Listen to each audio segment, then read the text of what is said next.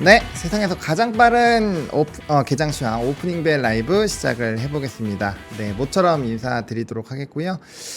명민준 앵커가 왔는데 잠시 일이 있어서 한 5분 정도만 제가 진행을 하도록 하겠습니다. 일단 김장렬 본부장님 나오셨으니까 인사 한번 해주시고요. 안녕하세요, 김장렬입니다. 네, 시장 한번 보도록 하겠습니다.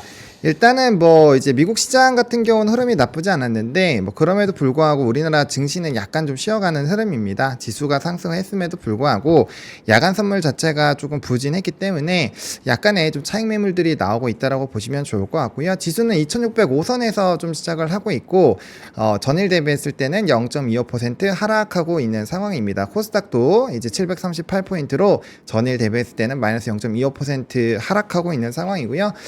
전반적인 흐름을 좀 살펴보면은 일단은 뭐 시가총액 상위에서는 조금은 쉬어가는 흐름들이 나타나고 있지만 이제 경영권 분쟁 이슈가 있는 뭐 고려아연 좀 치고 나가고 있는 상황이고요.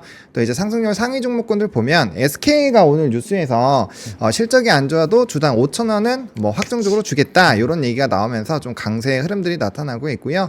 나머지 지주사들도 이제 주주 환원 정책에 대한 기대감들이 있어서 좀 움직임이 나오는 것 같습니다. 그리고 이제 미국장에서 뉴스케일 파워가 또 급등이 나왔는데 그래서 이제 두산 에너빌리티 좀 강세의 흐름 나타나고 있고요.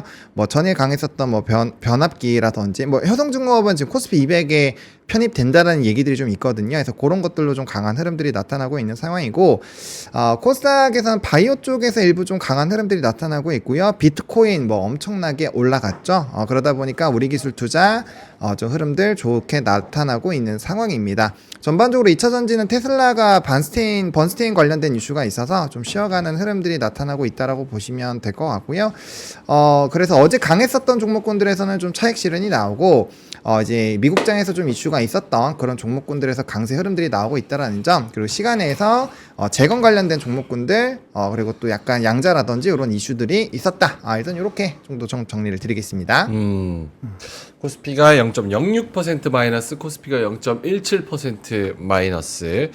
오늘은 어떻게 다른 글로벌 증시 상승을 좀 같이 이어갈 수 있을까요? 글로벌 증시가 상승했나요? 미국 좀 상승했군요. 미국 약간. 미국, 유럽 다 올랐습니다. 약간. 네. 저는 빅테크 실적 대기 모드로 봅니다. 나쁘게 보는 게 아니고 대기 모드. 급하시면 뛰어들면 되고 안 급하면 조금 더 하루 이틀 더 지나가도 되고 뭐 그렇게 보입니다. 하창원 본부장님도 동의하세요? 네, 뭐 일단은 빅테크 실적 나오면 거기에서 뭔가 좀 변동성이 나오지 않을까라고 보고 있고요.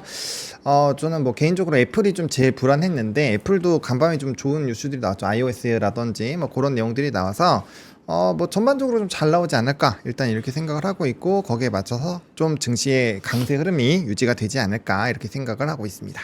빅테크 실적에 맞춰서 우리가 비슷하게 상승한다? 라고 생각해도 됩니까? 그러니까 무조건 채널링이 된다라기보다는 어쨌든 그들이 조금 달려주는 것이 일단 우리나라에겐 좀 우호적이고요. 그 다음에 좀 연관되는 산업군들 같은 경우는 뭐 특히나 이제 반도체 같은 종목은 뭐 아직 좀 시간이 남아있긴 하지만 엔비디아가 만약에 급등이 나오면 우리나라도 보면 반응을 하잖아요. 그래서 그런 쪽은 좀 관심 있게 보시면 될 것 같고 전일에 이제 뭐 SMR 뉴스케일 파워가 또 급등이 나왔는데 트럼프 관련된 종목군들이 대부분 좀 강했죠. 그러면 오늘 뭐 G2 파워라든지 이런 종목군들이 좀 연쇄적으로 올라가는 거에 약간 의미부여가 이렇게 가능하거든요. 물론 얘는 해외 진출 관련된 이슈가 있긴 하지만 그래도 원전 쪽이 좀 강한 것들 뭐 BHI도 마찬가지고요. 그래서 이 본업의 흐름이 나쁘지 않은 상황에서 이제 글로벌 정치 분위기를 이렇게 만들어주면 우리나라에서 또 관련돼서 따라가는 산업군들이 생기기 때문에 그런 관점에서 의미가 있다라고 보시면 되지 않을까 생각합니다. 알겠습니다. 오늘 테마 보면은 양자암호, 뭐 원자력 요런 쪽 그렇죠. 올라가고 나머지는 딱히 뭐 볼 게 없는 것 같아요. 일단 양자 쪽이랑 네. 오르는 종목들의 상승률도 그렇게 크지 않은 것 같습니다. 비철금속이 업종으로 1위인데 그래봤자 고려아연이 1.7%? 뭐 요 정도? 일단 오늘은 원전이랑 그다음 로봇이랑 그다음에 비트코인 쪽 일단 이쪽으로 좀 수급이 들어가고 있는 것 같아요. 네. 뭐 지금 에너토크, 일진파워, 뭐부터 해서 다 움직임이 나타나고 있고요. 뭐 개인적으로 DSR 단석 같은 경우는 좀 개별주 이슈이긴 하지만 어쨌든 친환경유 관련된 부분에서 이제 우리 강제적으로 늘어나게 되니까 거기에다가 이제 수주를 엄청 크게 받았잖아요. 이런 기업들도 좀 이슈 있는 것 같고 드론도 좀 꿈틀거리고는 있는 것 같은데 요거는 조금 더 지켜봐야 될 것 같습니다. 일단은 지금 별로 그렇게 오르는 거는 스타트는 좋지 않은 것 같습니다. 상승하는 종목이 355개, 하락하는 종목이 407개, 코스닥도 상승 종목 660개, 하락 종목 750개, 뭐 요 정도. 김정일 본부장님 눈에 띄는 업종 있을까요? 뭐 특별한 거 없습니다. 이제 어저께 조금 약간 빨리 올랐잖아요. 그 삼성전자 포함해서 네. 그거 약간 반락하는 게 있고 지금 말씀하신 대로 약간 일반 테마주라든지 에너지 그런 쪽만 저기 이제 연계될 수 있는 그 여지가 조금 공감이 잘 되기 때문에 그 정도 말고는 그 아까 말씀드린 것처럼 대기 모드예요. 대기 모드라는 게 우리가 디커플링 된다는 말씀은 아니지만은 똑같이 따라간다는 그러니까 정도가 똑같지 않을 거란 말이에요. 네. 경험상 그런 측면에서 서두르지는 않는 그런 것 같아요. 미국장도 보시면 말이죠. 미국이 올랐다고 하셨지만은 반도체는 플래시고 오른 거는 사실은 뭐가 올랐냐면은 러셀 2000이 올랐어요. 은행 어저께 많이 빠졌거든요. 그거 되돌림이 있었고 그다음에 스몰캡 이런 중심으로 올랐기 때문에 물론 나스닥에서 우리가 실적이 오늘 발표되는 알파벳이라든지 아니면 뭐 구글이죠. 구글 뭐 몇 가지 종목 이런 것들은 올랐거든요. 기대감이 약간 있어갖고 애플도 약간 오르긴 했는데 네. 그게 뭐 의미 있게 확 올랐다고 보긴 모르기 때문에 거기도 약간은 모드인데 대기 모드인데 긍정적. 근데 우리는 대기 모드라도 긍정인지 아닌지 헷갈리는 상황이 되고 있는 거고 국채 수익률이 여전히 약간 높거든요. 오늘 이제 국채 입찰도 약간 저조했고 그러니까 약간 그 지금 체크하고 밸런스하는 그 요인이 없지 않기 때문에 그래서 서두를 필요는 없다. 많이 빠지면 접근하시고 뭐 이 정도 아니겠나 싶습니다. 그러면은 채팅창에 있는 여러 가지 종목들에 대해서 좀 이야기해 볼까요? 도곡동 단타족님께서 유한양행 실적 나오고 투매가 좀 나오는 것 같아서 장렬 삼촌 의견 부탁드립니다. 유한양행? 두 분의 의견. 네. 유한양 잘 모르는데 유한양 잘 모르세요? 최근에 모노님이 업데이트는 안 돼서 코멘트? 특별히 저는 뭐 로열티 빼면 사실 실적이 그렇게 좋았다고 보기는 어렵기 그렇죠. 어저께 때문에 말씀하셨는데 네, 그 부분에서 약간 좀 평가가 엇갈리고 있습니다. 그러니까 로열티를 빼고 계산을 해보면 얘네가 과연 장사를 잘한 걸까에 대한 얘기가 좀 있는 것 같아요. 그래서 그 부분이 좀 영향을 준 것 같고요. 뭐 실적 자체는 잘 나왔죠. 잘 나왔는데 그 부분이 좀 걸리는 것 같습니다. 네. 오렌지 윤영님께서 2,000원 보내주셨습니다. 뉴스케일 파워 오클로 대박이네요. 이렇게 말씀을 해주셨는데 원전 관련해서 또 코멘트를 해주신다면?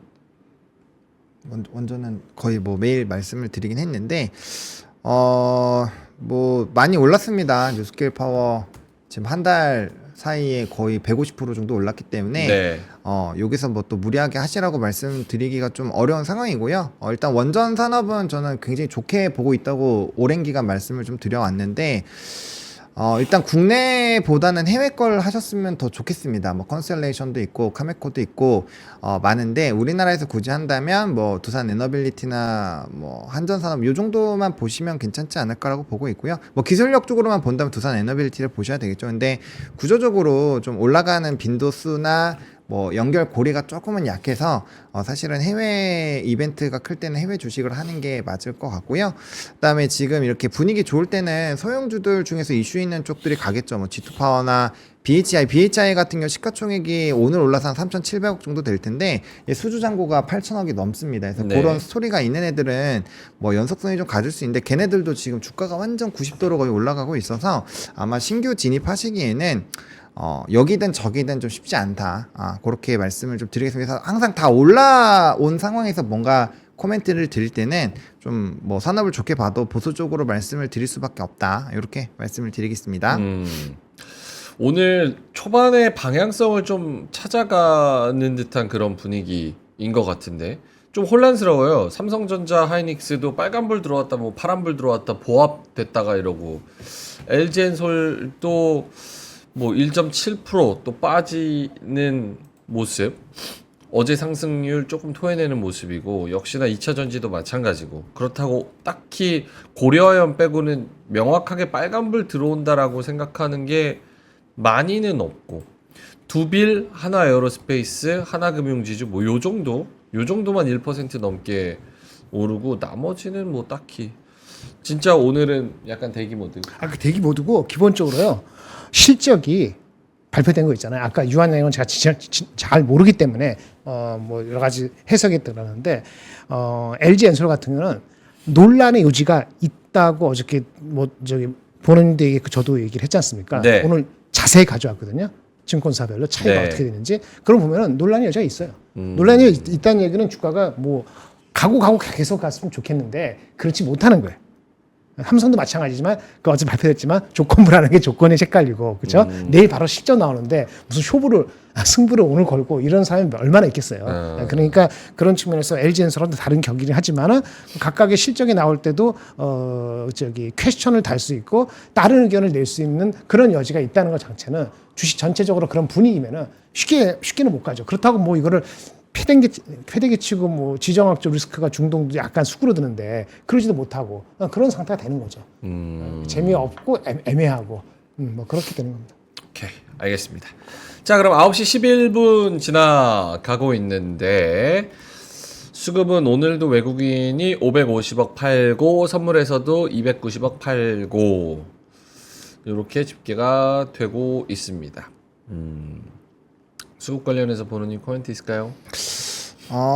수급은 거의 똑같습니다. 그러니까 이제 우리가 외국인 수급이 돌아올 수 있는 요인이 되려면 과거 외국인이 들어왔을 때 왜 들어왔는지에 대한 내용들을 거의 매일 똑같이 설명을 드리고 있는데 그쪽에서 변화가 있어야 돼요. 뭐 밸류업에서 큰 의미가 있게 변화가 나온다거나 아니면 수출 동향에서 뭔가 큰 변화가 생기면서 이제 우리나라 경제 성장에 대한 전반적인 분위기가 좀 좋아져야 되겠죠. 해서 그런 소리가 없다라고 한다면 조금은 좀 쉽지 않을 것 같아요. 결국에는 우선순위 부분에서 밀린다라는 얘기고 우선순위가 조금이라도 돌아오려면 적어도 전인대가 끝나면서 중국 증시가 못 올라가는 상황이 좀 되면 그때 정도 되면은 좀 외국인이 돌아올 수 있지 않을까라고 생각을 하고요. 아니면 뭐 삼성전자 글쎄요. 삼성전자가 뭐 움직이기 시작하면은 외국인의 수급이 좀 들어온다는 얘기니까 이게 뭐 닭이 먼저냐 달걀이 먼저냐 이렇게 될 것 같긴 한데 어쨌든 좀 주요 종목군들의 뭔가 강력한 모멘텀이 더 터져 나온다거나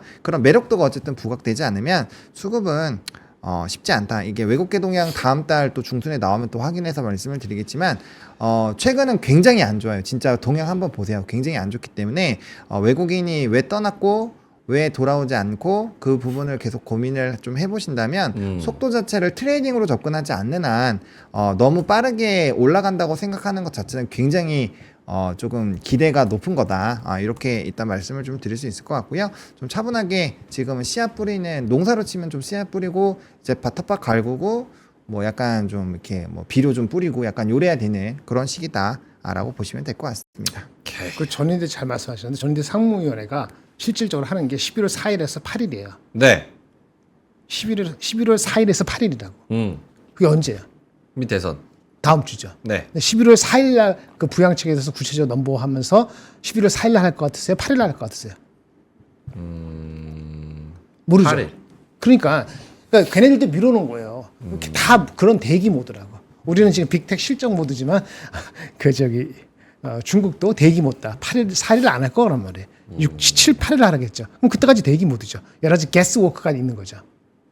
일본도 대기 모드인데 이건 정권이 이제 흔들리다 보니까 흔들리는 게 아니고 정권이 지금 여당이 애매해졌잖아요. 그러니까 어떻게 되죠?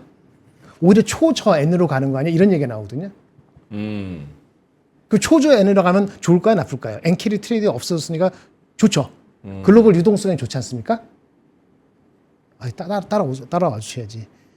네네. N저가 돼 있는데 네. N고가 아니고 N저가 더 돼버리면은 유동성 의료 공급되는 거잖아요. 네. 그러면 글로벌리 나쁘지 않은 거 아니겠습니까? 네. 나는 그게 우리한테 좋을까요? N저가 되면은 달러 강사, 원화 약세, 그쵸? 네. 1440 될 수도 있거든요. 그래서 이게 양면성이 다 있어요. 모든 것이. 양면성이 다 있고 결정은 자꾸 미뤄지고 있어요. 눈치 보고. 그런 상태니까 거기서는 크게 움직임이 긍정적으로 나오기를 기대를 하지만은 그렇다고 얘기할 수는 없는 거죠. 네, 그게 애매한 겁니다. 아니, 공감 좀 해줘라 이렇게 말씀하시는데 무슨 생각이 드냐면 우리 시장은 제 경험상 올해는 환율이 내려가면 내려간다고 난리, 올라가면 올라간다고 난리. 뭐 엔캐리가 청산되면 청산된다고 일본보다 더 빠져. 그리고 또 그게 뭐 반대로 회복되는데도 무슨 뭐 환율 반대로 튀는데도 난리. 그래서 별로 의미가 없는 것 같아서 공감을 못했습니다. 죄송합니다. 아니요, 네. 공감 못하게 되는 상황에 대해서 저도 이해합니다. 네. 그래서 아주 확실하게 네. 펀더멘털이 누구도 악의할 수 없을 정도로 그렇게 나와야 돼요.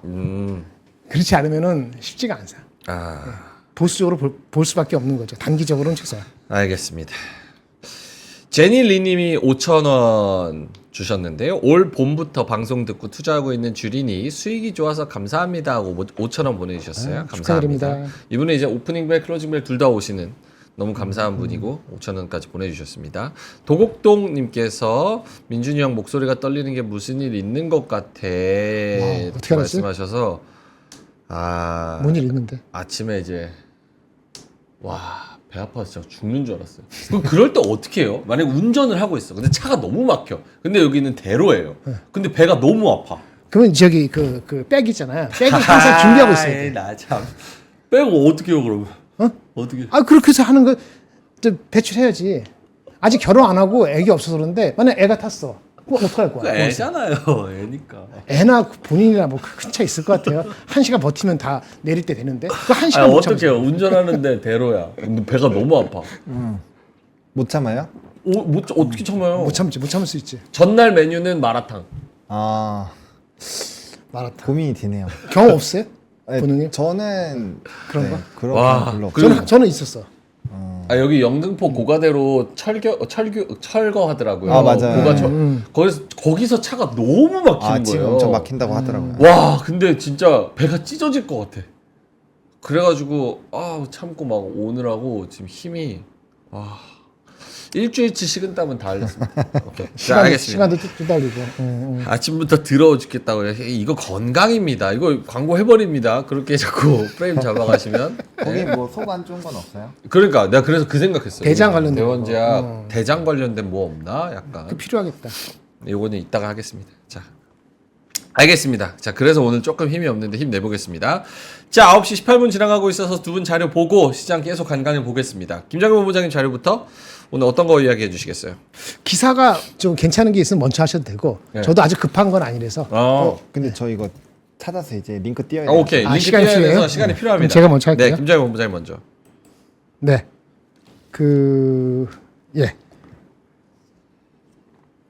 세 개 급한 거는 아닌데 그래도 한번 해봅시다요. 이렇게 봅시다. 네. 네.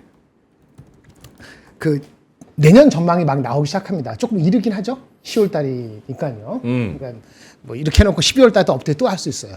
그 신영증권에서 리포트가 나온 게 있는데요. 내년 전망에 대해서 나온 게 있습니다. 잠깐 소개시켜드리고 공감하는 포인트하고 변수가 뭐가 있는지 말씀드리려고 합니다. 일단 여기서 보는 거는 내년 전망을 2,400에서 2,900으로 굉장히 넓게 본인들도 넓습니다. 이렇게 얘기했어요. 2,400에서 2,900. 중심은 줬죠. 중심은 2697입니다. 가운데 있는 거. 2697. 예. 2697의 가정은 첫 번째 이익이 중요하니까 업체들의 이익. 업체들의 이익이 어쩌고저쩌고 해가지고 ROE가 8.5%. ROE 8.5%. 네. 그 다음에 COE는 뭐냐면은 요구 수익률. 야, 우리 주식 투자하면은 이 정도는 받아 먹어야 돼. 그쵸? 그게 뭐 그 무위험 자산 수익률, 뭐 리스크 프리미엄 해가지고 어쨌든 9%. 9%하고 8.5%의 콤비네이션이 2697입니다. 이익이 높아지면 ROE가 높아지겠죠? 반대로 요구 수익이 높아진다는 거는 리스크가 커질 때, 리스크가 커지면은 이게 COE가 높아지니까 전체적으로 내려가는 거예요. 네. 그러니까 COE는 높아지는 게 안 좋은 거고 ROE는 높아지는 게 좋은 거죠. 이 콤비네이션에서 2,400에서 2,900까지 레인지를 자기네가 예측을 했어요. 네. 다시 돌아갑시다. 그러면 요구 수익률 9%라는 걸 어떻게 했는가? 우리가 주식을 맡긴다 이거지. 9% 달라. 이거는 어디 맡겨도 국채 수익률 하면은 국채에 맡기면 한 3% 받거든요. 네. 물론 무작정 금리가 내려갈 수도 있습니다만 뭐 어느 정도 됐다고 치고 미국이 4%니까 내려가 3.5%고 우리나라는 이미 3%고 3% 잡을 수 있죠. 리스크 프리 레이트. 리스크 프리는 없습니다. 이 세상에. 근데 그렇게 잡는 거예요. 그리고 리스크 프리미엄. 대한민국이 리스크 프리미엄의 과거 회귀하면은 제가 겪은 5% 이하가 거의 없었어요. 그리고 높았을 때가 7, 8%까지 갔었습니다. 그러니까 6% 정도 보통 닫고 시작합니다. 그러면 9% 요구 수익이 나올 수도 있고요. 거꾸로 우리가 PER이 10배라 하잖아요. 어느 시장이. 네. 그러면 PER 10배에 10분의 1 하면 어떻게 되죠? 10% 나오잖아요. 그게 그 시장에서 요구 수익률로 보통 이렇게 거꾸로 얘기합니다. 우리는 8.3이니까 그보다는 요구 수익이 사실은 더 높은 거예요. 그래서 여기서 높지만은 그래도 뭐 시장이 위험 수익이 낮아지고 리스크 프리미엄이 좀 낮아질 수 있다면 요구 수익률은 10%까지 안 가도 된다라고 보는 거죠. 그러니까 요구 수익이 높아지면 어떻게 된다 그랬죠? 주식의 그 기대는 주가 지수는 내려가는 거예요. 그래서 10% 9% 예, 요 판결에서 9%를 가져온 게 이쪽에서 얘기하는 겁니다. 그래서 9% 나왔어요. 저는요. 그 지정학적 리스크가 커지면 이게 분명히 올라가는데 동시에 만약에 금리 인하가 추세가 계속되면은 이게 약간 상쇄되기 때문에 이게 10% 넘을 것 같진 않아요. 요구 수익률이. 그러니까 요구 수익이 10% 넘지 않다는 얘기는 9에서 9.5%요 사이에 왔다 갔다 할 수 있다는 얘기고요. 요거 봅시다. 요거 여기 2,300에서 2,900인데 결국은 ROE가 결정하는 거예요. 그럼 여기 핵심은 뭐냐면 ROE예요. 내년 ROE가 8이냐 8.5냐 9가 엄청 다르거든요. 지금 현재 내년을 바라보던 애널리스트 컨센서스를 여기 증권사에서 다 이렇게 긁어 모았대요. 280개를 해보니까 내년도 영업이익이 23% 증가된다고 나와 있답니다. 엄청나죠? 23%. 참고로 미국은 지금 내년에 14%, 유럽은 10%. 우리가 단연 영업이익 증가율에 대한 기대치가 월등히 높습니다. 그걸 기반을 했을 때 ROE가 9.5%라는 겁니다. 따라오셨어요? 네. 근데 여기 반도체를 제외하면 17%뚝 떨어집니다. 제 경험상 연말 연초에 내년 전망을 긍정적으로 봤다고 보면은 나중에 보면은 결국은 이게 그 다음에 전망에 대한 게 보통 15에서 20%가 깎입니다. 근데 지금은 좀 억눌렸기 때문에 이게 15에서 20% 정도로 깎일 정도로 이게 거품이냐 안 하고 저도 말씀드리긴 어려운 것 같아요. 근데 제 경험상 보면은 한 10%를 깎고 가는 게 세이프합니다. 10에서 15%. 그러니까 23% 증가가 아니고 이거 100에서 120 되는 거를 한 10에서 15% 깎게 되면 어떻게 되면 ROE가 9.5%가 아니고 8.5에서 8.0이 나옵니다. 참고로 9.5%는 과거 10년간 우리나라 최상단 수준이기 때문에 레코드적으로도 쉽지가 않아 보이긴 합니다. 그래서 아까 23% 증가율을 0.9나 0.85로 곱하면 ROE가 8에서 8.5가 나오는데 8.5를 여기서 잡았네요. 그래서 2697하고 9를 잡은 건데 제가 뭐라 그랬죠? 제가 2450에서 2660 정도를 봤잖아요. 2660은 요거 ROE보다 좀 제가 낮게 본 거라 이렇게 보시면 될 것 같습니다. 네. 알겠습니다. 참고하시기 바랍니다. 중립적인 것 같아요. 너무 어려워요. 너무 어려워. 어떡하지? 이게 제 얘기가 아니라 채팅창이 그래요. 너무 어려워. 근데 이거 아셔야 되는데. 그래서 저런 거를 아니, 뭐랑 상관없어요. 그러니까 알면 저런 거를 하실 때는 그래서 결론부터 던지시고 결론 던졌잖아. 2697로 잡았고 이 사람이 2400, 2900의 변수가 이 두 가지인데 제가 한 거는 2660이니까 ROE가 이거보다는 좀 낮게 잡았다. 그다음에 요구 수익률은 이게 낮아지고 높아질 것이니까 크게 변화될 것 같지 않다. 그러면 요구 수익률을 픽스로 한 상태에서 8에서 8.5 왔다 갔다 하면 지금 요 상간에 있다. 라는 얘기고 요게 변동될 수 있는 건 우리 자체가 펀더멘털 실적이 잘 나오는 것도 있고 알파벳이나 빅테크가 좋아서 우리도 더불어서 잘 나갈 수 있는 가능성을 보고 올라갈 수도 있고 근데 제가 봤을 때는 9%는 굉장히 쉽지 않을 것 같아요. 삼성전자가 50조 이상 나오고 하이닉스가 40조 나오지 않으나 이게 2,800은 진짜 어려울 것 같은 생각이 듭니다. COE가 떨어지면 돼요. COE가 떨어지면 뭐죠?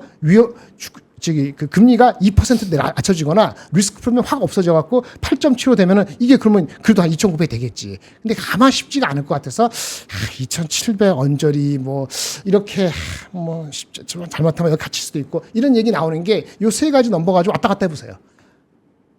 리스크 프리미엄, 리스크 프리 레이트, 리스크 프리미엄, 그다음에 ROE가 9.5%라고 보는데 사람들이 연말에는 좋게 봐. 나중에 깎이고 나면 이게 한 85%밖에 안 나올 수 있어. 거품이 있으면 그래? 그러면 8.5인가? 뭐 이렇게 해보면은 넘버가 나온다는 거예요. 근데 거기를 영향 주는 게 이거는 탑다운이고 이것도 탑다운의 바람압이지. 삼성전자 하이닉스 변수만 LG엔솔만 변수를 쫙 가지고 하면은 왜 말씀드리냐? LG엔솔 지금 좀 말씀드리는데 LG엔솔이 얼마 나왔어요? 3분기 실적이 4,500억 나왔어요. 근데 3분기가 근데 4분기 전망이 어떻게 되는지 아세요? 4분기 전망이 비슷해요. 아이 그거 넘어가지 마시고 이거 저거 먼저 정리를 아니, 해야지 그러니까 넘어가지. 당장의 다음 분기 실적이 2천억 적자부터 네. 플러스 2,800억 흑자까지 이렇게 완전히 갈린다고. 그러니까 내년 전망을 뭘 믿으겠어요?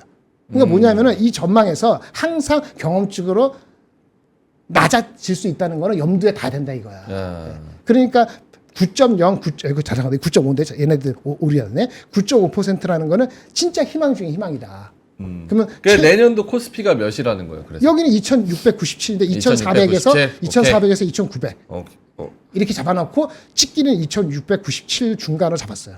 얘네가 오케이 알겠습니다. 내년도 코스피가 2,697 정도 다 8.5하고 9 생각하면 되는 거잖아요. 8.5, 9를 기억하시나요? 네네. 예. 알겠습니다. 숫자 5개를 만약에 컴비네이션 못하면은 네. 그럼 겐또로 하세요. 알겠습니다. 결론 먼저 말씀을 해주시면. 결혼했는데? 알겠어요. 죄송합니다. 무한 반복이에요. 도루 반복네. 죄송합니다. 제가 깜빡했어요. 아니 오늘은 IQ 제가 115야. 더 오늘 IQ 115, 135 제가 더 아니야. 열심히. 취소. 제가 부족합니다. 죄송해요. 제가 물 마시겠습니다. 이윤민님께서 2,697이라고 몇 번을 말하냐 이렇게 말씀하셔서 알겠습니다. 죄송합니다. 제가 더 열심히 더 잘하겠습니다. 제가 지금 약간 컨디션이 안 좋아서 죄송합니다. 자 그러면은 어떻게 시작 한번 볼까요? 아니면 보노님 자료로 바로 갈까요? 시장 한번 볼까요? 네. 일단은 2,600선이 깨졌습니다. 그래서 2,597선이고요. 뭐 수급은 여전히 좀 안 좋습니다. 외국인 기관 모두 다 팔고 있는 상황이고 외국인이 879억, 그다음에 이제 비차익 순매도도 528억이니까 오늘도 좀 바스켓에서 던지고 있다라고 보시면 될 것 같아요. 네. 그러니까 어제 같은 경우 선물로 땡기면서 이제 삼성전자로 포지션 만들고 이제 ADR을 땡긴 것 같아요. 그래서 뭐 좀 어제 같은 경우 좀 제가 그래도 보수적으로 얘기했잖아요. 외국인 수급이 너무 약하다라는 부분 좀 강조 드렸는데 어쨌든 그 부분 좀 보셔야 될 것 같고요. 오늘 뭐 전반적으로 바이오 쪽 나쁘지 않고 방산 다시 좀 기어 올라오죠. 그래서 확실히 저는 뭐 이제 BBB 조선 방산 변압기 이렇게 말씀을 드리고 있는데 산업 쪽으로 좀 강한 쪽들은 좀 계속 보시는 거 나쁘지 않을 것 같아요. 그래서 뭐 하나 에어로스페이스, 현대 로템 뭐 이런 쪽 강하고 그다음에 이제 뭐 조선도 또 은근슬쩍 다시 조금 반등 나오고 있거든요. 그래서 그런 애들 좀 움직임이 나타나고 있고 대신에 오늘 2차 전지는 좀 전멸입니다. 아무래도 이제 번스타인에서 테슬라에 대한 영업이익률 마진율이 19.8이 아니라 15%대로 나오는 게 맞다.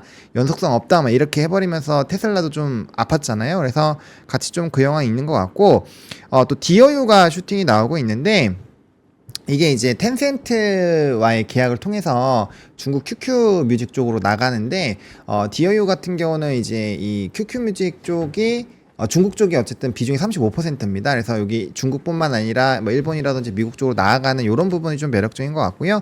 일단 보톨리늄 톡신 쪽도 나쁘지가 않은 것 같고 게임주 일부 좀 꿈틀하고 있는데 오늘 뭐 지스타 여부까지 좀 보셔야 될 것 같고요. 일단 반도체 소부장들도 오늘 좀 힘든 상황이 만들어지고 있어서 오늘 뭐 이제 삼성전자도 그렇지만 하이닉스가 연달아 지금 빠지고 있거든요. 그래서 이런 것들을 봤을 때 반도체도 약간 미국장과 연결이 되는 거죠. 엔비디아 좀 쉬어갔으니까 비슷하게 좀 쉬어간다라고 보시면 될 것 같고 그러다 보니까 이제 특정 이슈 쪽으로 많이 수급이 쏠리는 것 같아요. 이슈가 있거나 아니면은 뭐 개별적인 모멘텀이 있거나 그래서 오늘 뭐 드론 쪽 여전히 좀 강한 흐름 나타나고 있고 툴제는 최근에 신문 지면으로 기사 많이 나오거든요. 네. 이거 한번 뭐 유전자 편집 관련된 부분에서 뭐 이슈 있는데 한번 좀 찾아보시면 나쁘지 않을 것 같고 뭐 전반적으로 산업군은 아침에 움직였었던 원전이라든지 이런 쪽에서 계속적으로 좀 돌고 있어서 크게 변동은 없는 상황이다. 뭐 이 정도로 보시면 될 것 같네요. 살아남는 거는 원전, 방산, 제약바이오. 일단은 그 정도. 조선 반등. 조선 반등. 반등. 그 정도 보시면 되겠습니다. 한국조선해양. 조금 반등. 좀 반등. 한국조선해양은 좀 답답하네요. 약간. 근데 그 주식이 가장 무겁잖아요. 조선주 중에서도. 팔팔 튀기는 거 보면 다른 걸 봐야지. 가장 깨끗하다고 보는데 가장 오케이. 무겁죠. 알겠습니다.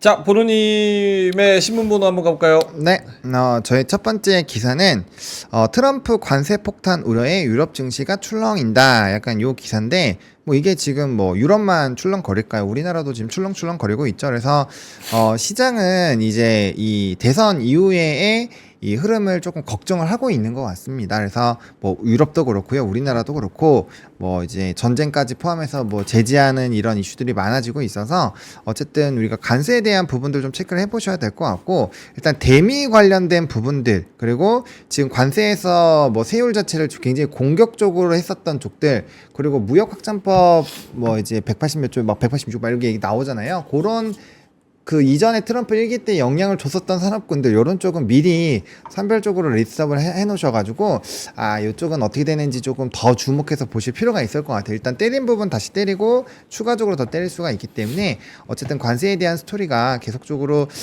우리 시장에 좀 짓누르는 요인이 될 거고, 요런 것들이 해소가 돼야 우리나라에 외국인이 좀 돌아오지 않을까. 뭐 유럽으로 이제 기사는 따왔지만 그건 우리나라도 똑같으니까 이렇게 먼저 말씀을 드리겠고, 두 번째는 아까 말씀드렸던 이제 주당 배당 5,000원 부분인데 확실히 이런 그 지주사에서 이런 내용이 나오는 거는 저는 의미가 있다고 보거든요. 이렇게 한번 나오기 시작하면 다른 지주사들도 분명 배당에 대한 얘기들을 할 거고, 우리나라 지주사들은 할인율이 굉장히 높잖아요. 네. 그래서 물론 사실 배당으로 억지로 이렇게 끌어내는 게 좋다라고 보긴 어렵지만 우리나라는 너무 없었기 때문에 그런 부분에서 플러스 알파 요인이 될 수 있을 것 같고, 이게 또 밸류업으로 잘 연결고리가 지어진다면 나름대로 뭐 금융주부터 시작해서 이런 지주 회사들의 밸류들은 좀 좋아지지 않을까라고 보고 있고, 걔네들이 어쨌든 좀 올라와서 든든하게 버텨주면 지수 자체의 하방이 뭐 올라간다라는 얘기가 아니라 하방이 조금 더 단단해질 수 있으니 이런 뉴스들은 뭐 나쁘지 않다라고 보고 있고요.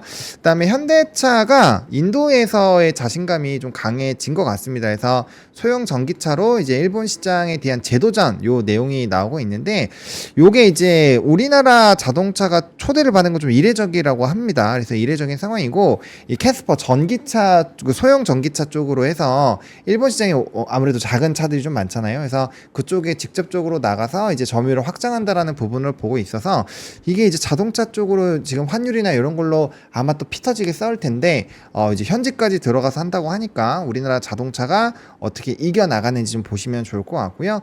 그 다음에 이제 코인 엄청 핫하죠. 코인 시장이 엄청나게 핫했는데 일단 비트코인이 4개월 만에 7만 달러 선을 탈환을 했습니다. 그래서 굉장히 높게 올라갔고요. 그러다 보니까 뭐가 뜨느냐, 이 이제 그 비트코인을 많이 가지고 있는 마이크로 스트레이티지라는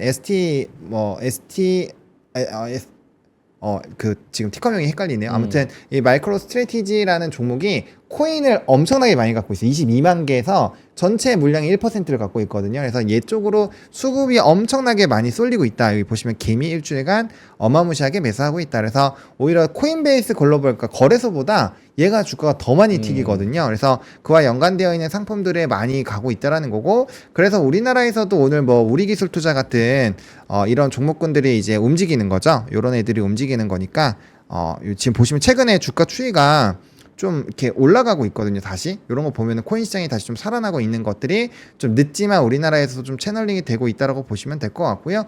마지막으로는 IPO입니다. 이번에 또 이제 더본코리아 관련된 이슈도 있고 한데, 요즘에 이제 IPO 처음에 공모가 상단을 너무 많이 뛰어나는 종목군들이 많아서 첫날 이후에 급락하는 종목군들이 많아요. 뭐 시메스나 뭐 웨어비스나 뭐 이런, 클로버도 어제 급락 나왔잖아요. 그래서 좀 IPO 하실 때 지금 이렇게 공모가 논란이 굉장히 좀 많고 너무 많은 수급들이 쏠릴 때는 사실상 어려움이 나올 수가 있으니까, 이 작년에 굉장히 좀 좋았었잖아요. 그런 거 보시고 너무 무리하게 하시기에는 조금 지금 쉽지 않을 수 있다. 이렇게 IPO 좀 조심해보자 정도로 정리를 드리겠습니다.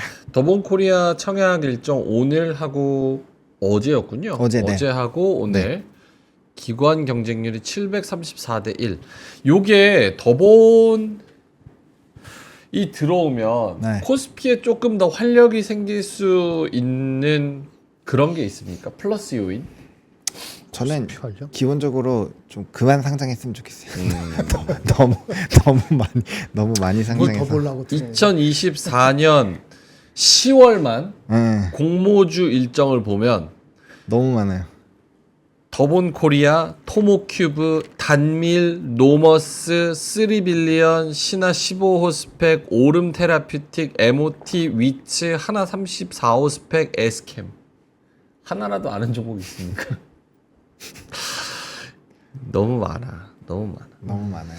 그 코스피 코스닥에서 진짜 제대로 이제 주주 환원 안 하고 있는지 없는지도 모르고 실적도 안 나오고 그리고 PBR 1 언더에서 빌빌거리고 좀비 기업들 그쵸. 싹 다 그냥 싹 정리해야 됩니다. 싹.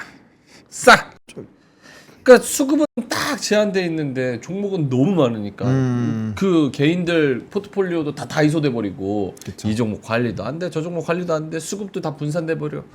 이러니까 증시가 못 가지. 이건 진짜 딱 그 혀 깨물고 다 정리를 해야죠. 반은 정리해야 되지 않겠어요? 3분의 1? 입이 아파요. 아, 그렇죠. 예. 이거는 목이 뭐, 아프. 더본 코리아 어제 그 클로징벨 그 댓글 보니까 더본 코리아 어떻게 생각하시는지 짧게만 말씀해 달라 그러시던데 생각 뭐 있으세요? 전 별로 없어요. 왜냐면 글쎄요 뭐 해외로 많이 늘린다고 하는데 일단 외식업 자체가 사실 그렇게 긍정적이진 않잖아요.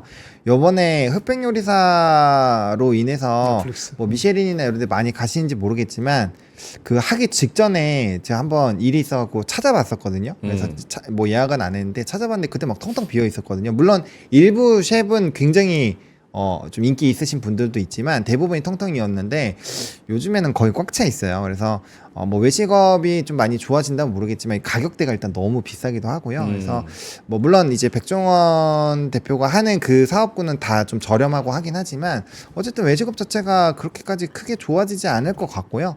그다음 여기 댓글창에서도 나오지만 일단 그 대표 지분이 너무 많아요. 그게 나중에 물량이 풀릴 수가 있기 때문에 몇 프로에 70%? 70%가 넘죠. 76%인가? 뭐 그렇고 그다음에 만약에 그게 안 풀려도 문제인 게 그러면 또 이제 유통 주식수가 너무 적어서 또 소량으로 또 이게 주가의 움직임이 막 나타나거든요. 그래서 품절주 또 돼버리면은 또 이제 여러 가지 주가에 대한 논란들이 많이 나올 수가 있어서 저는 뭐 그렇게까지 저 개인적인 생각으로 긍정적으로 보고 있지는 않습니다. 네. 처음에 들어올 때부터 적정하게 그 주식 배분을 이렇게 하고 들어오지 않죠. 더 커가지고 자기가 다 먹을 생각을 많이 하잖아요. 그러니까 유동 주식이 부족하더라도 나중에 오버행이 거의 필수적으로 나오게 되는 거 아닙니까? 그 뭐 조그만 주식은 대형 주식은 마찬가지이기 때문에 그래서 이제 처음에 IPO가 들어올 때 적정 밸류에이션보다 좀 높다 싶으면은 그건 내게 아니고다 싶어야 되는데 그것도 이제 본장에서 별로 못 먹다 보니까 거기에 욕심이 많이 나지 않습니까? 그러면 또 잘못하면은 상장하고 한 달 내에 막 플레이하다 보면 돈을 먹는 사람도 있지만 그 전에 들어간 사람들이 먹는 거에 희생양까지는 아니더라도 바지를 할 수 있거든요. 그 총알 바지 비슷하게 할 수 있기 때문에 수급이 그렇게 꼬일 수 있는 거는 그렇죠. 예, 그렇죠. 알겠습니다. 제이님께서 더보는 식품 유통업 하려고 하겠죠. 이러는데 맞는 것 같아요. 그러니까 맞죠, 자금을 모아가지고 유통하겠지. 이제 글로벌로 진출하면서 다른 식품 유통업체들 대기업이랑 좀 싸워보는 그런 그림을 좀 그리는 것 같습니다. 그래서 약간 가격도 비용도 좀 절감을 하고 여러 가지 체인들도 많이 쫙 네트워크를 구성을 해서 큰 그림을 좀 많이 그리는 것 같은데. 참 애매합니다. 그러니까 이게 사실은 백종원 보고 사는 거잖아요. 그렇죠. 근데 최근에 흑백 요리사로 한번 떴어. 거기다가 어디 가나 백다방이 보여. 이러니까 그냥 간단하게 직관적으로 생각하면 그래 백종원이 장사 잘하고 망할 일 없을 거야 라고 생각하지만 또 주가의 위치는 다른 얘기잖아요. 그렇죠, 아예 그렇죠. 다른 얘기니까 그러니까 잘 참고를 해보시면 좋을 것 같습니다. 그리고 최근에 또 상장해가지고 재미 본 그런 기업들이 많이 없어서 그렇죠. 이것도 IPO가 예전만큼 그렇게 핫하지는 못하다는 거는 좀 참고를 해보셨으면 좋겠습니다. 자, 그러면 김정혜 본부장님 자료 하나만 더 갈까요? 아까 그 LG 엔솔 그거 네. 많은 분들이 궁금해하실 것 네, 봅시다. 같은데. 네. 한번 보겠습니다. 네. LG 에너지 솔루션 실적 발표에 대해서 참고로 여기 나오는 그 어썸션의 그 디테일을 네. 제가 삼성전자 하이닉스처럼 제가 다 어젯밤에 다 새벽까지 다 보지 못했어요. 요건 제가 집중해서 듣고 정리 잘 해보겠습니다. 아 그래요? 네. 기대해봐도 돼요? 네. IQ 20 올리는 거? 20 올리겠습니다. 110은 좀 그렇지. 110은 좀 그렇습니다. 들고래도 아니고. 볼까요? 네. 일단 그 3분기 실적은 나온 거 아시고 4,400억. 네. AMPC를 빼면은 적자입니다. 약간 4분기의 전망이 결론 숫자부터 2,000억 적자부터 2,800억 흑자까지 있네요. 오늘 아침에 제가 이거 하고 나서 오늘 새벽에 하고 나서 아침에 나온 리포트 보니까 뭐 200억 흑자도 있고 대체 뭐야? 요 한 군데만 매출이 엄청 큰 거 말고는 나머지는 다 매출도 큰 차 없고요. 참고로 3분기 매출이 6조 8천만 비슷할 겁니다. 그러니까 매출이 내려가고 3분기보다 4분기에 그 그 GM 얘네 커스터머잖아요. 네. 얘네들이 그 재고가 아직 있어서 오더를 많이 안 주고 그 다음에 원가 그 비용 올라가서 원가율이 높아져가지고 마진이 내려간다는 거는 다 동일해요. 근데 정도인데 4,500억 흑자가 2,000억대로 내려간다는 흑자가 내려간다는 사람도 있고 아예 한 1,000억, 2,000억 적자라는 거하고 완전히 갈리고 있습니다. 오케이. 그렇죠. 더욱이 중요한 건 목표 주가인데요. 이제 여기 보세요. 그 전에 저게 왜 저렇게 차이가 많이 나는 거예요? 그러면 단가하고 코스트 차이. 근데 그렇게 차이가 나. 왜냐면 현대차증권에서는 매출 자체를 저렇게 급격하게 크게 보는데 제가 영업이익을- 하나하고 삼성과 메리츠는 뒤에 따로 붙여놨거든요. 근데 현대차는 제가 붙여놓지 않았어요. 음. 그 현대차는 가로요가 제가 56만 원 해놨잖아요. 현대차는 리포트 쓰면서 4, 4분기만 따로 설명이 없어요. 그래서 이건 몰라서 안 붙였고 하나, 삼성, 메리츠는 뒤에 붙인 게 있습니다. 나중에 하나 보세요. 특이하네. 무슨 말인지 아시겠죠? 그러니까 창고만 갖다 놓은 거예요. 이거만 56만 원이고 여기 세 개는 다 이게 47만 원 목표 주가, 43만 원, 요거 39만 5천 원. 오케이. 예, 홀드, 바이. 네. 이거는 매출도 이상하고 설명이 없어서는 모른다. 요거는 뒤에 설명이 있으니까 이해가 될 수 있다. 네. 근데 코스트 얼마나 코스트가 더 올라갔다는 얘기죠. 그다음에 GM 같은 데서 오더를 덜 줘서 그렇죠? 그다음에 가격도 어떻게 보냈다고 상당히 다르다는 얘기예요. 오케이. 이 정도에서 네. 루미나님이 저 정도면 나도 모르겠다를 좀 순화해서 표현한 거 아닐까? 아니 나도 모르겠다는 게 얘는 이렇게 아는 거고 얘는 이렇게 아는 거지. 이걸 다 보는 우리들이 모르겠던 거지. 무슨 말입니까? 지는 알겠는데 얘가 하나가 보는 쓰면서 사람은 모르겠다. 하나가 쓰면서 현대가 1700 나랑 부호가 바꿨네. 얘는 왜 이렇게 된 거라고 하나가 설명할 이유는 하나도 없잖아요. 마찬가지로 현대가 이걸 설명할 이유가 하나도 없죠.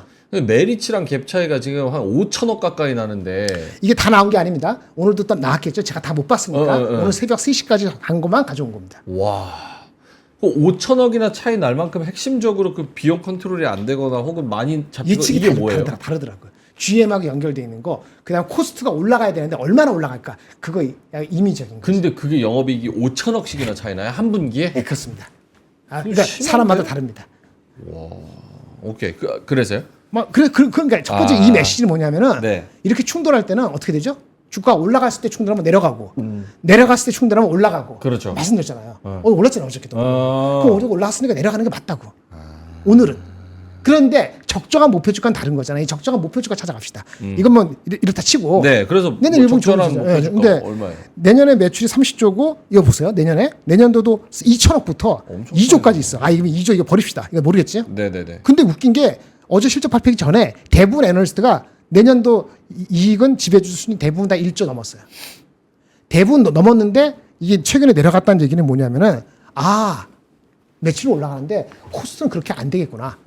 이게 컨센서스 같아요. 오케이. 그래서 1조 7천에 틀었다기보다는 원래 실적 발표되기 전에 갖고 있었던 25년 또 수치보다는 지배주 순위가 더 내려갔어요.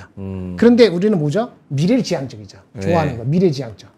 이건 성장지향적. 그렇죠. 그러니까 이제 시작인데 내년 이 4, 4분기 실적 뭐 중요하고 내년도 1, 4분기 실적 빨리 안 올라도 어때? 내년도 하반기부터 좋아져 갖고 25년, 6년 제대로 올라가면 26년 땡길 수 있어. 이렇게 볼 수 있잖아. 네. 그래서 메리츠도 그런 얘기 했습니다만은 본격적인 성장은 메리츠도 내년 하반기부터라 얘기했는데 자, 그래서 26년 가져왔어요. 26년은 매출이 30조에서 40조 정도입니다. 컨센서스가 모아지네요. 분위기가 달라졌습니다. 보실까요? 2조에서 4조입니다. 봐요. 네. 2조, 4조. 근데 2조를 기준으로 하면은 어제 종가 기준으로 PER이 52배입니다. 싸요, 비싸요? 비싸요. 26년도 PER 52배. 비싸요. 근데 이 측이 틀릴 수 있잖아요. 메리츠는 4조. 4조 기준으로 따지면 27배예요. 그럼 비싸요, 싸요? 내후년가. 중간거 찾을까? 24배네, 죄송합니다. 52배, 24배. 52배일 수도 있고 24배일 수도 있어요.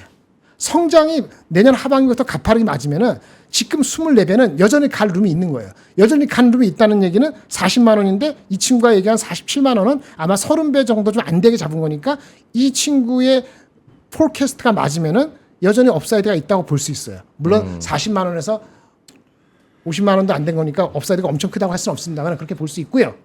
그리고 이 친구는 하나에서 얘기하는 건 장기적으로 빨리 올라갈지 잘 모르겠어요. 그래서 자기가 보는 거는 시가총액은 70에서 90조 트레이딩 박스예요. 근데 95조 됐으니까 트레이딩 박스 벗어났으니까 프로핏 테이킹이 맞아요. 라고 알겠습니다. 하나는 요 정도 오케이. 적정 가격을 낮추면서 얻었습니다. 아. 여기 나왔죠? 여기 나왔네. GM이 네. 재고 조정 때문에 물량을 감소하고 있고 다 준다. 오케이. 그리고 회사가 얘기한 장기 포캐스트를 하더라도 어제 종가 기준으로 PER 30배다. 네, 알겠습니다. 이렇게 네, 갖고 이 정도면 있습니다. 될 것 한번 같아요. 보시기 바랍니다. 네. 이쪽 동네는 아직도 똑같네. 매출하고 영업이익 지 맘대로 그냥 때려 박아가지고 PER 그냥 아무거나 딱 때려 박으니까 자, 그렇게 천차만별이지. 그렇게 오해를 하지 않기 위해서 이거 꼭 보내드릴게요. 네. 삼성증권의 리포트를 보겠습니다. 네. 올 겨울은 춥다. 아, 아까 너무 하나보다는 적죠. 1,100억 적자. 네. 다 얘기하고 컨센서스가 내년도 기준이 1조 7천억. 내년도 이익이 네. 컨센서스 때 낮아져야 된다. 얘는 5천억 보고 있어요. 3분의 1 네. 토막이죠. 근거를 이렇게 가져온 게 있어요. 리포트 한번 보세요. 저는 이해했거든요. 이렇게 될지는 몰라도 논리는 이해했어요. 뭘 해요? 고객사의 배터리 매 분기 증가했잖아요. 네. 증가분. 그다음에 그래서 고객사가 누적된 재고. 그다음에 LG 에너지가 배터리 판매되는 양. 그다음에 GM 포드 이렇게 이런 걸 가지고 자기가 예측을 한 거예요. 리포트 5개, 6개 봤는데 이런 예측을 하려는 근거를 리포트에 탁탁 박은 친구는 이분밖에 없어요. 궁금하시면 시간 바쁘니까 들어가서 보시기 바랍니다. 이해가 안 되면은 이해하려고 노력을 하시고 안 되면 그대로 안 되면은 잊어버리시고 가시면 됩니다. 오케이. 근거가 없다고 얘기하지 말라 이거지. 근거가 있는 사람이 있고 없고 대충 한 사람이 있고 근데 분들은 근거를 잊고 하는 사람들이 얘기가 보통 네거티브한 쪽이기 때문에 듣기 싫고 그렇습니다. 그러면 요것만 말씀을 해주세요. 그러니까 저 지금 TP나 영업이익의 예상치 자체가 왔다 갔다 천차만별 뭐 중구난방 이런 게 진짜 솔직하게 말씀해 주세요. 네. 봤을 때 근거 없이 카큘레이션을 때려 넣어가지고 이상하게 천차만별로 나오는 거예요? 아니면 그럴 만한 근거가 각자는 있을 만큼 각자는 있을 텐데 리포트에 그거를 다 때려넣지 않는 사람이 80%지. 자기 이게 모델 핵심이네. 자기 모델이 있어요. 엑셀로 뭐 행렬해서 몇 페이지 시트 이런 걸 다 까발리진 않거든요. 근데 그 투자가들이 이해할 정도로 어느 정도는 드러나야 되는데 리포트를 자기 논리를 다 까거나 그 포캐스트를 다 까지 않는 사람들이 최소한 반은 돼요. 자, 누구누구 찝어서 얘기하는 게 아니고 아까 그 친구는 틀렸을 수 있어요.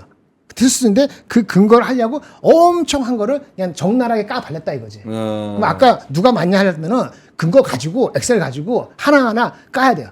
여러분 바쁘시니까 안 하겠죠?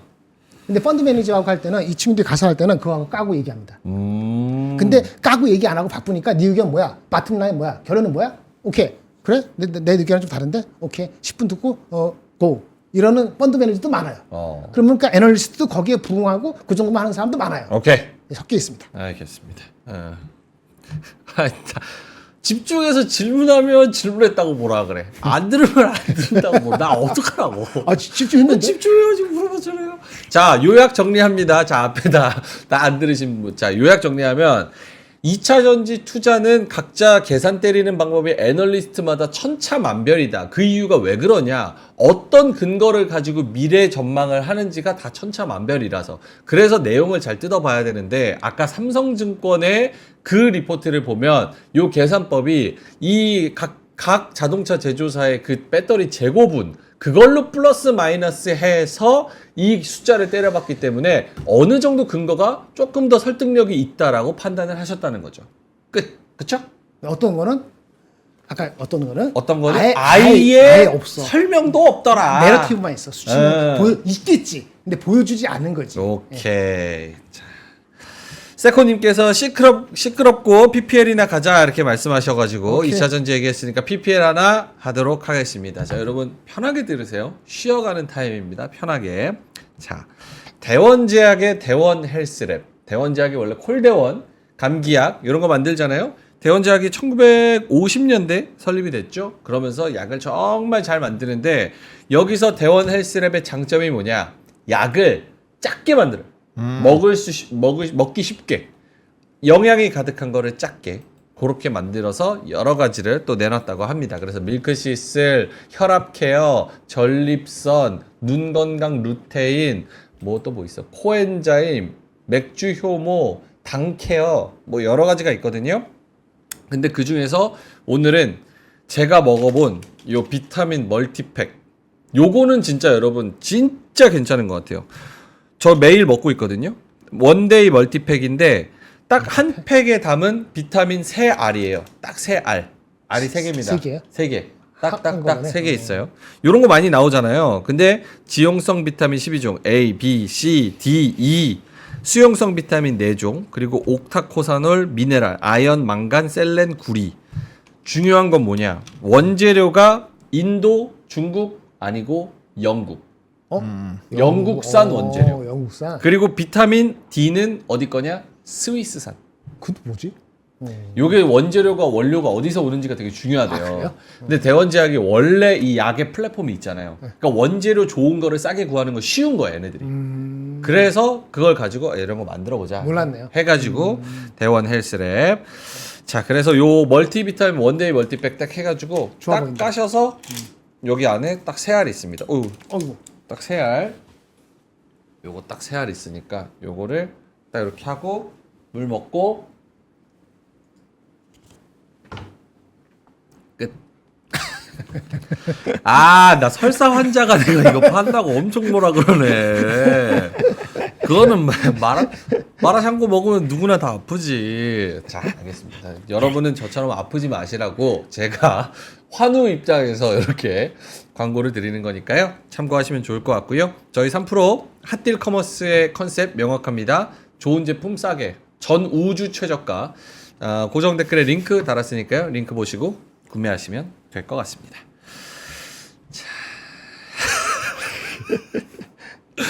자, 그러면 보노님 마지막으로 시장 보고 마무리할까요? 오후장까지 어떻게 했으면 좋겠다. 지금까지의 분위기는 어떻다. 이런 거를 얘기해 주시면 좋을 것 같은데 오늘은 약보합 정도에서 힘을 내지 않는 이상은 요 정도에서 그럴 것 같네. 끝날 것 같네요. 네, 뭐 그래도 좀 변곡점이 나온 건 삼성전자가 다시 양전을 했습니다. 그래서 플러스 0.52%까지 좀 올라왔고요. 그 다음에 이제 방산주들이 조금 더 강한 흐름들이 보여주고 있고, 확실히 조금 엇갈리는 부분에서 좀 수급 쏠림이 집중이 되는 것 같아요. 그래서 좀 잘 나가는 산업군들이 좀 여전히 연속성을 보이는 상황이어서, 그런 것도 좀 보시면 될 것 같고, 요즘에 좀 신문에 많이 나오는 내용들 있잖아요. 뭐 드론이라든지 원전이라든지 뭐 이런 애들은 계속적으로 좀 이슈가 있는데 트레이딩 장세입니다. 그래서 사실상 연속성을 더 추가적으로 갖는지에 대한 여부는 좀 되게 쉽지 않은 것 같아요. 그래서 좀 이슈 모멘텀 플레이를 하시거나 아니면 진짜 우직하게 계속적으로 한기를 외기를 파셔야 되는 그런 시장이어서 난이도가 굉장히 높습니다. 그래서 너무 스트레스 받지 마시고요. 일단은 좀 이번 주 다음 주 정말 일정이 너무나도 많이 있기 때문에 이럴 때는 성급하면 지는 거죠. 왜냐면 하루하루 뭔가 이제 증시를 뭐 뒤집을 수 있는 그런 내용들이 나오는 날들이어서 요럴 때는 차분하게 시장을 관조하시는 게 제일 좋다. 이 정도로만 말씀드리겠고요. 집 나간 외국인이 와야 됩니다. 어디에서 돌아올 수 있을지 열심히 기사들 보시면서 그 내용들 찾으시면 좋을 것 같고, 이게 안 된다 하면은 결과적으로 산업적으로 실적적인 연속성이 나오는 그런 쪽이 아무래도 연속성을 가질 수밖에 없겠죠. 근데 저번에도 잘 설명해 주신 것처럼 그들은 높아요.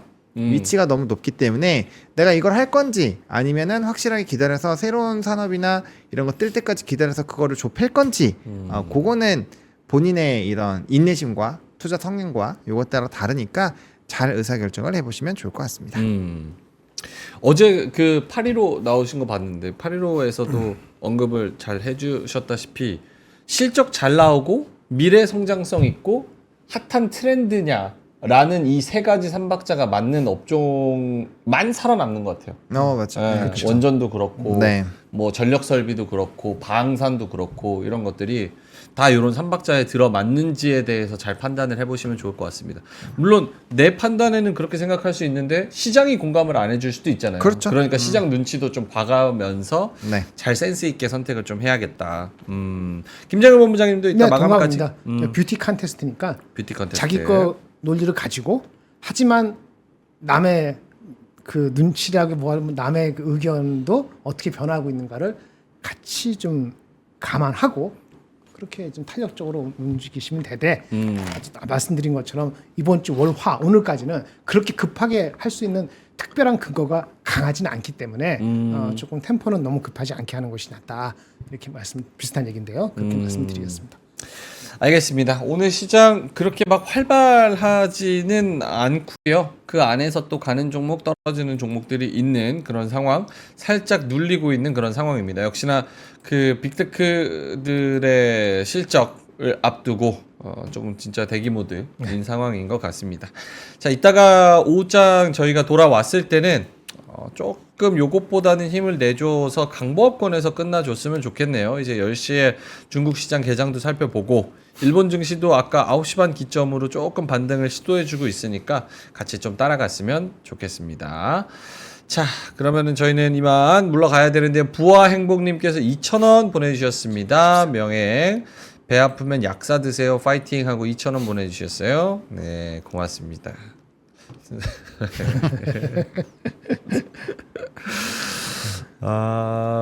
이거는 뭐 전에 먹는 게 문제니까. 그렇죠. 네, 네.